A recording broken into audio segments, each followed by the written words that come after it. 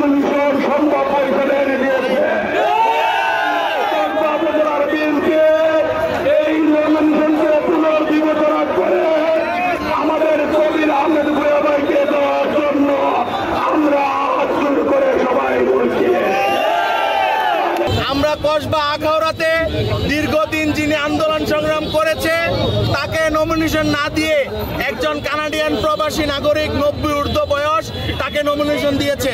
আমরা কসবা আখাউড়াবাসী এই নমিনেশন মানি না, মানব না।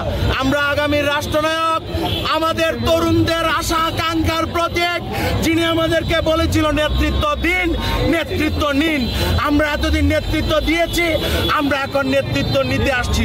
আলহাজ কবির আহমেদ ভূঁইয়া ব্যতীত আমরা আর কাউকে এই কসবা আখাউড়ার মাটিতে চাই না।